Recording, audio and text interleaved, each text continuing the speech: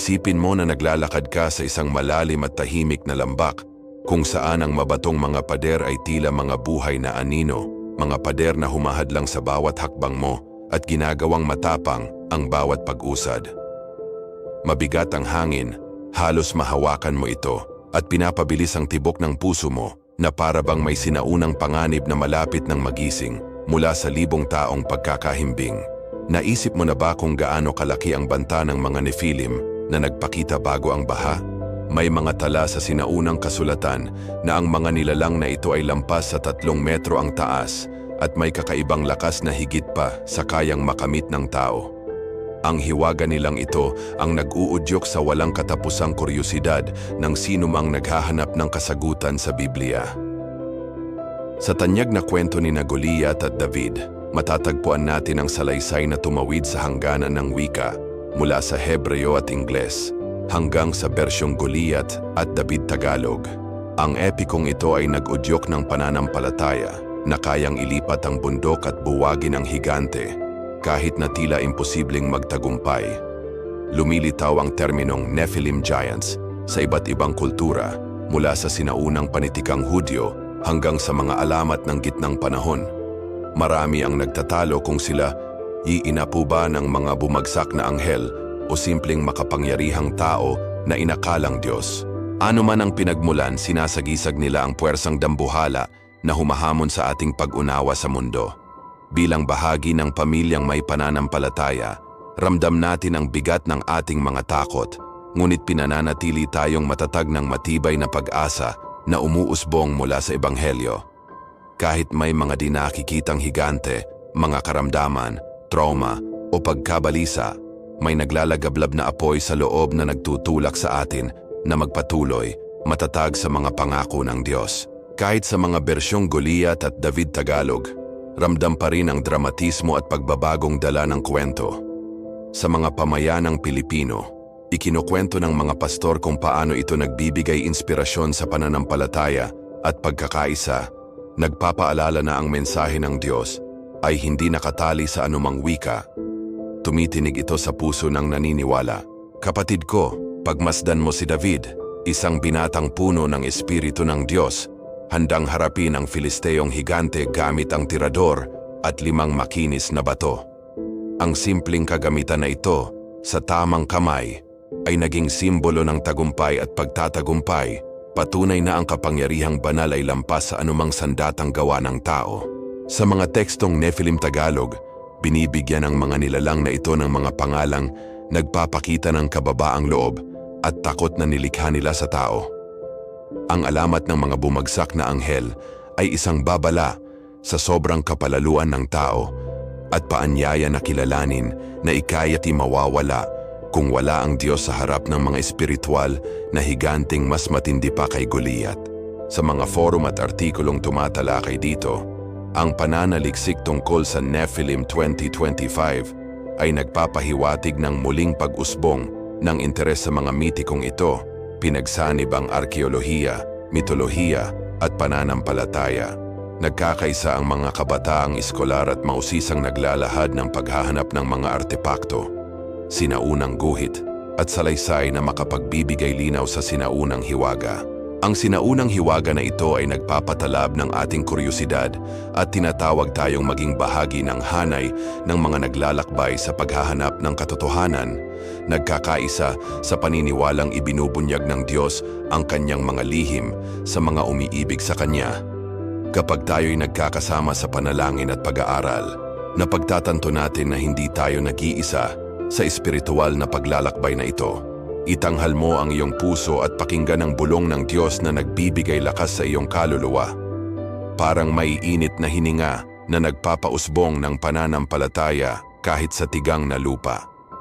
Sa bawat pintig ng iyong dibdib, alalahanin mo na ang Panginoon ay hindi pumapabor sa mga duwag, kundi pinatatatag ang mga nagtitiwala sa Kanya. Nagtutulak sa kanila na bumuwag ng anumang hadlang. Hindi lamang mga karakter na mitolohiya ang mga Nephilim. Simbolo rin sila ng ating sariling mga panloob na hadlang. Ang mga pag-aalinlangan na nagpapahinto sa atin, mga trauma na sumusunod sa atin, at mga tinig ng paghatol na gustong manghimasok at patahimikin tayo. Ang pag-unawa sa metaporang biblikal na ito ay pagkilala sa ating mga higanteng nasa loob at paghingi ng kalayaan mula sa Diyos. Ang sibat ni Goliath na inihambing sa palo ng barko ay naglalarawan ng mga hamong tila mas malaki kaysa sa ating lakas. Bawat sentimetro ng kumikislap na asero ay naglalabas ng takot, ngunit ang parehong salitang lumikha ng sansinukob ay umaling-aungaw sa puso ni David, nagbigay sa kanya ng tapang na harapin ang higante ng walang takot. Ngunit lubos ang tiwala ni David sa pangako ng Diyos. Ang Panginoon, ang aking kakampi. Sa matibay na paniniwalang ito, siya'y yumakap, pumaimbulog ng bato, at binago ang takbo ng kasaysayan ng Israel magpakailanman. Ang halimbawa niya ang nagtutulak sa atin na maniwala na wala ng pagsubok na mas malalaki kung ang Diyos ang nangunguna. Kapag tayo'y napapalibutan ng tila imposibleng sitwasyon, mga sulirang utang, karamdaman na walang lunas, sirang relasyon, alalahanin natin ang tirador ni David, sumasagisag sa masigasig na panalangin at buhay na pananampalataya. Inaanyayahan tayong gamitin ang ating espiritual na sandata upang makamit ang tagumpay na lumalaban sa anumang lohika ng tao. Bawat batong tinapunan ni David ay hindi lamang bato kundi panalangin na hinubog ng pananampalataya. Hindi siya umaasa sa sariling kakayahan kundi sa patnubay ng Diyos upang matamaan ang tiyak na layunin. Itinuturo nito sa atin na ang mga panalangin na tumpak, puspos ng tiwala at nakaayon sa kalooban ng Diyos ay may kapangyarihang bumuwag ng anumang pader. Nang tumama ang bato sa noo ni Goliath, bumukas ang daan ng kalayaan para sa buong bayan ng Israel. Ang kilos na ito ng pananampalataya ay bumungad na parang kulog na yumanig sa karamihan. Ganito rin sa ating mga buhay kapag, sa pamamagitan ng Espiritu Santo, ang simpleng pagtitiwala ay nakagigimbal sa mga pader ng kaaway. Ang tagumpay na ito ay umaalingaw-ngaw sa loob ng mga siglo, pumapailan lang sa mga himno ng papuri, mga sermon, at mga patotoo ng pananampalataya na nagpapaalala sa atin ng kahalagahan ng pagharap sa ating mga Goliath ng may tapang at determinasyon. Tayo'y hinihikayat na ipasa ang kwentong ito sa iba, pinagtitibay ang bawat isa sa kanilang espiritual na paglalakbay. Sama-sama nating tesohon ang ating mga hakbang sa pagtitiwala, na ang kataas-taasan ang gumagabay sa ating mga laban at nagsisiguro ng huling tagumpay, sapagkat tayo'y higit pa sa mga nagwagi kay Kristo. Sa diwa ng pagkakaisa at pagkalinga, alalahanin nating ang komunidad ng pananampalataya ang sumusuporta sa atin kapag ang ating lakas ay tila nauupos sa harap ng mga higante ng buhay. Tiwala tayo sa salitang nagsasabing, ang Panginoon ang nakikipaglaban para sa inyo at kayo'y mananahimik. Exodo 4:14. Isang tapat na pangako na tumatawid sa mga henerasyon at nagpapalakas sa ating espiritu sa bawat sandali. Naway maging matatag na bato natin ang katotohanang ito, sumusuporta sa atin ngayon, bukas, at sa bawat pagsikat ng araw. Sumunod, pumapasok tayo sa espiritual na lambak kung saan ang mga anino ng takot ay tila mga baluktot na puno, at bawat isa'y humahagis ng mga pagdududa na nagsisikap pigilan ang ating pag-usad. Ang lambak na ito isumasagisag sa mga alinlangang pumipigil sa atin bago harapin ang pinakamalalaking hamon sa pamilya, sa trabaho, o sa ating espiritual na paglalakbay. Maraming beses tayong nag-aalangan sa simula, ngunit doon tayo natutong magtiwala sa Panginoon, ang tapat nating gabay. Mapapansin mong nanginginig ang lupa sa ilalim ng iyong mga paa sa lakas ng panloob na higante, ngunit tulad ng malalalim na ugat na humahawak sa puno sa gitna ng bagyo, pinananatiling matatag tayo ng ating pananampalataya. Ang pananampalatayang ito ang nagbibigay lakas habang humahampas ang hangin ng takot sa ating mga pangarap. Panahon na para itapak natin ang ating mga paa sa di natitinag na batuhan. Mahal kong kapatid na babae, madalas nating pasanin ang mga baluti ng sariling plano at estratehiya. Ngunit nakakalimutan natin ang makalangit na baluti na inihahandog ng Diyos. Sa helmito ng kaligtasan at kalasag ng pananampalataya, kaya nating harapin ang mga naglalagablab na palaso ng kaaway at magpatuloy ng walang takot patungo sa banal na layunin. Kapag tumitig tayo kay Goliath, nakikita lang natin ang marahas na kaaway na may hawak na sibat. Ngunit sa likod ng nakakatakot na anyo'y naroroon ang pagsasalarawan ng ating pinakadakilang takot, pagkatalo, pagtiwalag, at kabiguan. Ang pagkilala sa refleksyong ito ay unang hakbang para sirain ang mga tanikala na humihila sa atin pabalik at yakapin ang kalayaang hatid ni Kristo. Isipin ang iyong puso bilang bukirin na sumasalubong sa mga binhi ng pananampalataya. Bawat panalangin ay tubig na bumubuhay sa lupa at pumupukaw ng tapang kung dati tigang. Sa tiyaga at pagtitiyaga, itinatanim natin ang punong pag-asa na ang bunga nagpapataba sa ating kaluluwa sa panahon ng espiritual na tagtuyot. Mahal kong kapatid na lalaki, tukuyin mo kung anong bato espiritual ang nasa iyong kamay. Maaring pangako ng Biblia, papuri na nagpapalakas sa espiritu, o taimtim na panalangin na umaalingaw-ngaw sa trono ng Diyos. Kapag napili mo na, magtiwala kang matatalab ito ng may makapangyarihang katiyakan mula sa Kanya. Itayo mo ang iyong tingin at pakinggan ang patnubay ng Espiritu Santo sa bawat hakbang, gaya ng bihasang tsuper na nagluluwang ng barko sa malalakas na agos. Batid niya ang mga kurso ng Espiritu at inaayos ang ating mga layag para magpatuloy tayo tungo sa itinalagang tagumpay. Isipin ang tirador ni David bilang antena na sumusunggab sa kapangyarihang banal, nag-uugnay ng ating mga puso sa trono ng Diyos. Bawat batong tinatapak ay pahiwatig ng pananampalataya na tumatawid sa mga hadlang ng langit at nagpapaikot sa sansinukob upang suportahan tayo. Sa pagpapamalas na ito, natitiyak nating hindi tayo nag-iisa sa pakikipaglaban. Ang langit ay gumagalaw ayon sa ating panawagan. Bago ang labanan, tinanggihan ni David na isuot ang baluti ni Haring Saul dahil hindi ito angkop sa kanyang sukat at karanasan bilang pastol. Nang unawain niya na ang tunay na panalo ay nagmumula sa paggamit ng biyayang hinubog ng Diyos sa atin, hindi sa mga bagay na hindi akma sa atin. Tulad ng pagkakakilala ni David sa bawat bato sa kanyang pastulan, dapat nating pag-aralan ang ating espiritual na kagamitan, ang panalangin nagpapalaya, papuring nagpapalakas, at salitang nagbibigay liwanag sa landas. Ang kahusayan sa mga ito ang nagbibigay sa atin ng tapang upang harapin ang higanteng anuman ang laki. Ilarawan mo ang isang sulo sa iyong dibdib na nagliliyab ng liwanag sa madidilim na pasilyo ng takot at kawalan. Ang alab na ito'y kumakatawan sa salitang buhay na humahatid ng gabay. Kapag ibinahagi mo ang liwanag na ito, nagiging parola ka sa mga naliligaw sa dilim. Kapag sa tingin mo'y nanghihina na ang iyong lakas, alalahanin na ang tunay na lakas ay hindi mula sa ating mga kalamnan, kundi sa kapangyarihang nananahan sa ating kaluluwa sa pamamagitan ng Espiritu Santo, na siyang bumabangon sa atin mula sa pinakamalalim na bangin. Gamitin ang kwento ni Goliath at David bilang gabay.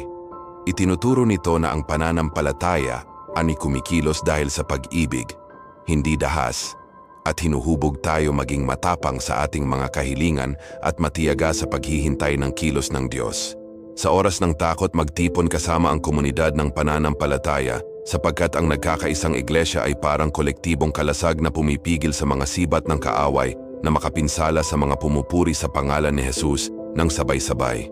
Sa bawat hakbang patungo sa higante, bulay-bulayin mo sa iyong puso ang mga pangako ng Panginoon. Parang mantrang nagbabantay sa isip, siya ang ating kanlungan, ating manunubos, at matatag na kuta sa gitna ng bagyo. Mahal kong kapatid, huwag mag-atubiling hingin sa Diyos ang karunungang may taktika, gaya ng pagbabantay ni David sa bawat kilos ng higante bago kumilos. Ipinagkakaloob ng Panginoon ang talino sa mga mapagkumbabang naghahanap ng kanyang mukha. Isipin ang huni ng tirador na nagpuputol sa hangin, parang palaso ng pag-asa na tumatago sa mga di nakikitang hadlang na pumipigil sa ating paglago espiritual. Ang eko nito'y paalala na bawat gawaing pananampalataya ay may walang hanggang kapangyarihang magbago. Bawat tagumpay ni David ay sumasabay na parang himnong umaalingaw-ngaw sa mga bundok at lambak ng ating buhay. Nagpapaalala na ang kaluwalhatian ay hindi sa atin, kundi sa Panginoon na kumikilos ng makapangyarihan kapag tayo'y nagtitiwala ng walang pag-aalinlangan. Kapag nadama mong giniginaw ka ng takot, itaas mo ang iyong puso sa panalangin at ipahayag. Ang iyong pangako mas matatag kaysa sa anumang higante. Diyos ko, sa iyo ako nagtitiwala at sumusulong. Lagi nating pagkatiwalaan ang lakas ng Espiritu Santo. Hindi sa gawa ng tao kundi sa kanyang espiritu tayo, ihigit pa sa mga nagwagi. Ito ang pangako ng Diyos.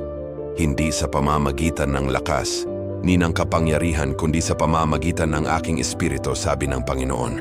At narating natin ang larangan ng digmaan na binabalot ng huling sinag ng araw, kung saan bawat bato sa lupa, yung tahimik na saksi sa mga labang napagtagumpayan na at sa mga darating pa, mistulang isang mosaik ng mga kwentong pananampalataya na inukit mismo ng Diyos. Pansinin ang tutok ni David sa pagpili ng kanyang bato. Hindi lamang ito pisikal na kilos, kundi larawan ng banal na pag-unawa na nagtuturo sa atin na makita ang lampas sa anyo at matukoy ang tamang instrumento para sa bawat hamon.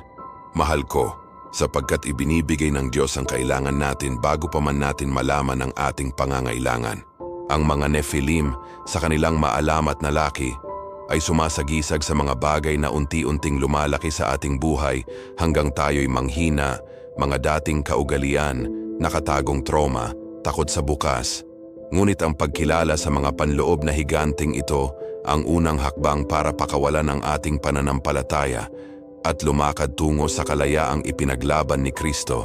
Isipin ang komunidad ng mga mananampalataya bilang parola sa gitna ng bagyo, kung saan ang magkakaugnay na liwanag ay bumubuo ng walang sira-sirang bilog, kayang pawiin ang dilim ng pagdududa at pagkakawalay nagpapaalala na hindi tayo nag-iisang hukbo, kundi iisang katawan na pinag-iisa ng Espiritu Santo. Itanghal mo ang iyong puso at damhin ang sariwang simoy ng pangako na humahaplos sa iyo, nagbubuo ng panibagong lakas at nagpapalinaw sa abot tanaw ng iyong kaluluwa. Dahil tulad ni David na hindi nag-atubili, tinatawag tayong sumunod ng may tapang sa daloy ng Diyos tiwala, na bawat hakbang ay kanyang pinapatnubayan. Para kay David, ang tirador ay tila ba mahina sa harap ng mabigat na baluti, ngunit para sa kanya, ang simpleng lubid na iyon ang daluyan ng kapangyarihang banal. Gayon din ang ating espiritual na yaman, panalangin, pag-aayuno at pagsamba, bagaman payak, ay makapangyarihang sandata laban sa anumang higanteng nagnanais bumagsak sa atin. Bawat panalangin na umaakyat sa langit ay naging espiritual na bato na hinubog ng Espiritu Santo tungo sa puso ng mga kuta ng kaaway. Binubuwag ang mga di nakikitang pader ng pagkabalisa, pagkakasala at pagdududa, na nagpapakita na ang digmaan ay nilalabanan hindi lamang dito sa lupa kundi pati sa ating kalooban. Hindi nagmamadali si David sa pagtaas ng layon at pagbitaw ng bato.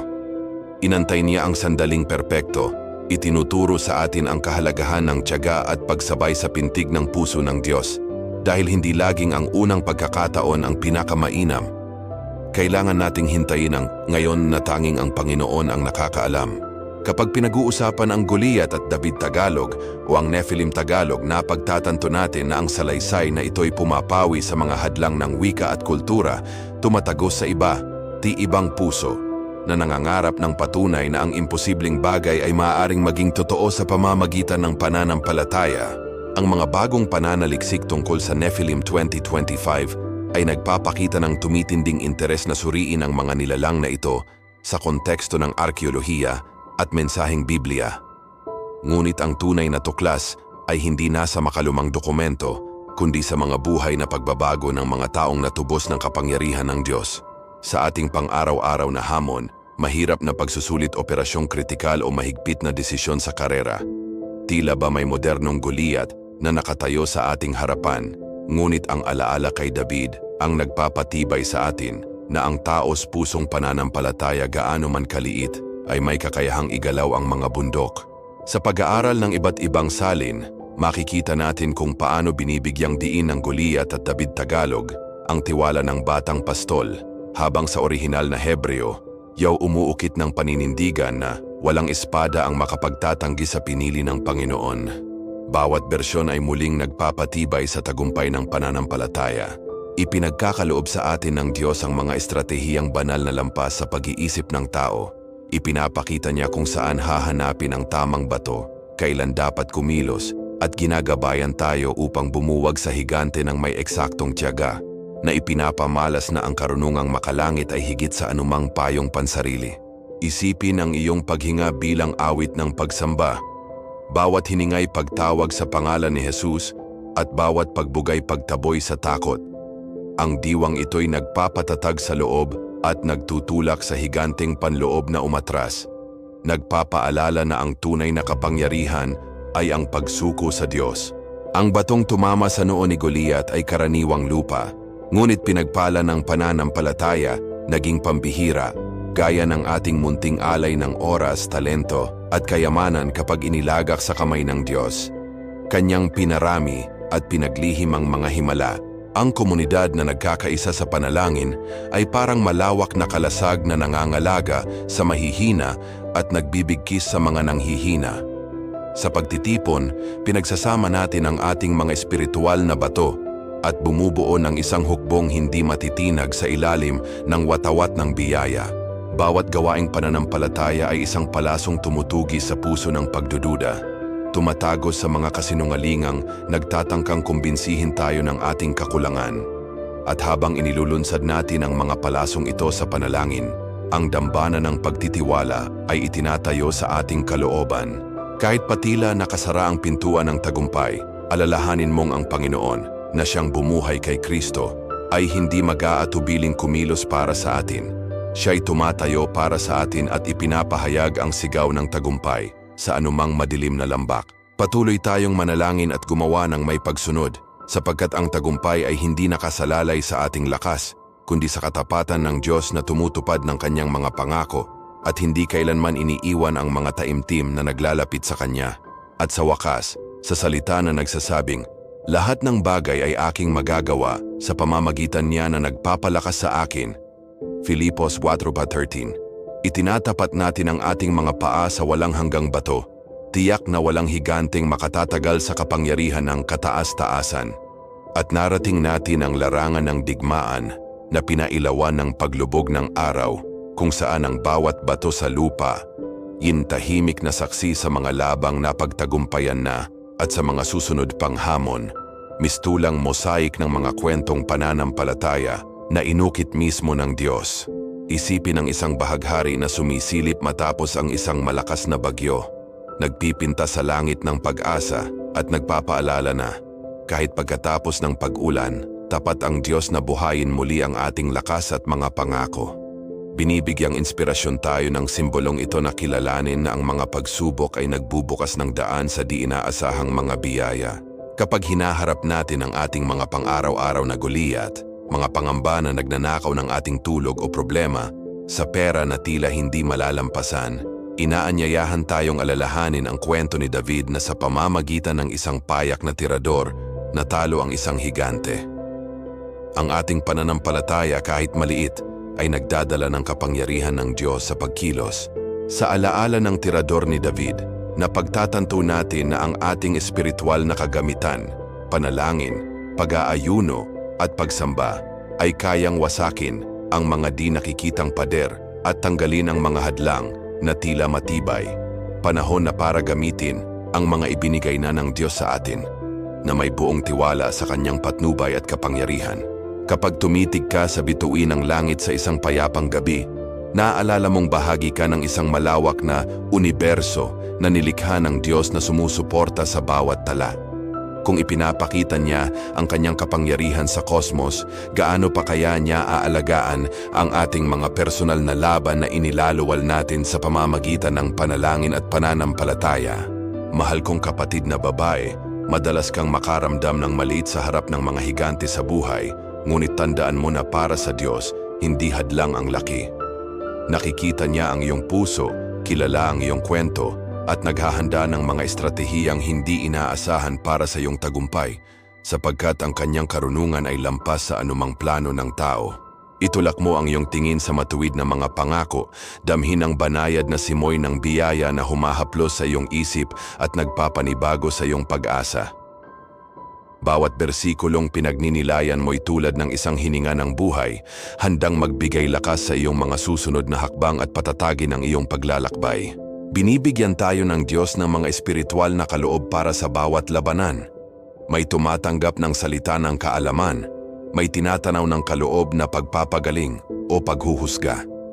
Kilalanin ang iyong tawag, ialay ang iyong talento sa paglilingkod sa kaharian, at makikita mo kung paano pinararami ng Panginoon ang iyong pagsisikap. ginagawang tagumpay ang bawat kaloob. Isipin ang banayad na simoy na nagpapagalaw sa mga dahon ng isang malalaking puno. Ganun ang gawa ng Espiritu Santo sa ating kalooban, nagdadala ng pagpanibago at kapanatagan sa gitna ng emosyonal na bagyo. Kapag siya'y humihip, nakakamit ng puso mo ang pahinga at ang iyong pananampalataya'y yumuyuko sa matibay na lupa. Mahal kong kapatid na lalaki, baka nag-aalinlangan ka sa bisa ng iyong mga panalangin, ngunit bawat taimtim na kahilingan ay isang bato na ibinabato sa kuta ng kaaway. Huwag maliitin ang maliliit na gawa ng pananampalataya. May lakas silang magbuwag ng mas matitibay na pader kaysa sa iniisip natin. Bawat taimtim na panalangin ay isang palasong pag-asa na itinutok sa trono ng Diyos, na gumagalaw para sa ating kapakinabangan. Magtiwala kang kanyang dinidinig ang mga taos-pusong dalangin, at sa takdang panahon, sisimulan niya ang isang banal na kilos na magbubukas ng mga imposible. Kapag hinarap mo ang mga kritisismo at mga tinig na gustong patahimikin ka, tandaan mong ang iyong halaga ay nakabatay kay Kristo, hindi sa hatol ng iba. Natitibay ka sa katotohanan ito sapagkat ang pagtingin ng Diyos sa iyo ang nag-iisang tunay na mahalaga. Ang taos-pusong pananampalataya ay kumikilos sa pamamagitan ng pag-ibig. Nagtatayo ng mga tulay kung saan noon ay mga bangin. Kapag inaabot mo ang kamay sa mga naghihirap, nagbubuhos ka ng mga bato ng awa na bumubuo ng mga himala sa puso ng bawat tao at nagpapalakas sa katawan ni Kristo. Tingnan ang salmo na nagsasabing, ang Diyos ay ating kanlungan at kalakasan, handang saklolo sa oras ng kagipitan. Awit 46:1. Sinasaloob tayo ng tekstong ito na kahit sa pinakamadilim na lambak, may ligtas na silungan kung saan tayo'y makakasandal at makakapagpahinga. Ang ating mga nakataas na kamay patungo sa langit ay parang mga watawat ng pagsuko sa kapangyarihang banal. Unawain na ang pagsamba ay nagbubukas ng mga pintuan sa mundo ng Espiritu, pinapayagan ang kaluwalhatian ng Diyos na magpakita sa pinakamahirap na sitwasyon. Isipin ang isang lihim na hardin sa loob ng iyong kaluluwa, kung saan bawat binhi ng panalangin ay sumisibol, namumulaklak, at nag-uumapaw ng bango ng pasasalamat. Sa maselang puwang na ito, inaalagaan ng Diyos ang lakas, pag-asa, at pagtitiyaga. Inihahanda kang mamulaklak sa gitna ng pagsubok. Sa bawat hakbang, alalahanin mong hilingin ang direksyon sa Panginoon, sapagkat kanyang ginagabayan ang ating mga paa tungo sa mga planong may kapayapaan. Ang banal na pag-aaruga na ito ang gumagawa sa ating paglalakbay na may layunin at nakahanay sa kalooban ng langit. Ang mga pangako ng Diyos ay parang gintong susi na bumubukas sa mga nakalak na pinto. Kapag binigkas mo ang salita ng may pananampalataya, inilalagay mo ang bawat susi sa pintuan ng mga imposible, nagpapalaya ng kababalaghang sobrenatural at nagpapasiklab ng mga himala kung saan noon ay mga hadlang. Kapag sinubukan kang panghinaan ng loob ng pagdududa, alalahanin ang sigaw ni David. Sino itong Filisteyong ito na hindi pinalibutan, kaya't hinahamon ang hukbo ng Diyos na buhay? 1 Samuel 26. Ang panibagong tapang na ito ang nagtutulak sa atin na harapin ang anumang kalaban ng buong katapangan. Kaya pinatitibay ng pakikipag-isa sa Diyos at ng katiyakang hindi tayo nag-iisa sa pakikipaglaban, maaari tayong magpatuloy ng walang takot, tiwala na bawat laban ay humuhubog sa ating pananampalataya at karakter, ginagawa tayong mga buhay na saksi ng kapangyarihang banal. Nagkakatiwala tayo sa pangakong walang hanggan. Kung ang Diyos ay para sa atin, sino ang laban sa atin? Mga taga-Roma 10:31. Sa kalasag ng tiwalang ito, sumusulong tayo tungo sa mga tagumpay na kanyang inihanda, batid na walang puwersang makakatalo sa biyaya ng ating Panginoon. Mga kapatid, binubuo natin ang ating panahon na magkasama sa pag-alala na ang Diyos na sumuporta sa atin laban kay Goliath at sa mga Nephilim ay patuloy na nangangalaga sa bawat detalye ng inyong buhay. Maraming salamat sa paglaan ng inyong puso at oras para sa bidyong ito. Kung nagpabakas ng lakas ang mensaheng ito sa inyong pananampalataya, mag-iwan ng amen sa komento para hikayatin ang iba ring maniwala. Huwag kalimutang mag-subscribe sa channel at pindutin ang kampanilya para sa aming susunod na mga panalangin tuwing umaga, isang araw-araw na sandali ng pakikipag-isa at pagbabagong buhay. Naway panibagong lakas ang pag-udyok sa inyo tuwing bukang liwayway, gabayan ang bawat hakbang, at ibuhos sa inyo ang kapayapaang di mapantayan ng pag-unawa. Lumakad ng may katapangan sapagkat siya'y nasa piling mo. Amen.